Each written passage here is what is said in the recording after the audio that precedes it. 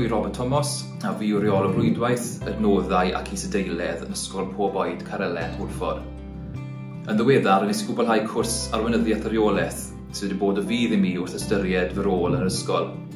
Fe nes i benderfynu astudio'r cwrs yn ddwyieithog. Fe wnaeth hyn yn galluogi i gwblhau rannau o'r cwrs, a oedd yn berthnasol i'r ysgol drwy gyfrwng Gymraeg, a rhain eraill trwy gyfrwng Saesneg.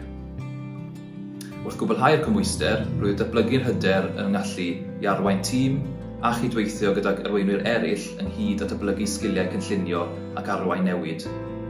Rwyf bellach wedi creu cynlluniau gwella ar gyfer y meysydd arwain ac yn arwain eraill tuag at gyflawni'r nodau. Roedd cymorth a chyngor mentor yn arbennig trwy gydol cyfnod o gwblhau'r cymhwyster, ac rwyf wedi elwa o phrofiad a'i wybodaeth yn y maes. Byddwn ni sicr yn annog eraill i gwestru ac i'w sgillio ac i ddatblygu hyder yn y maes, arweinyddiaeth a rheolaeth.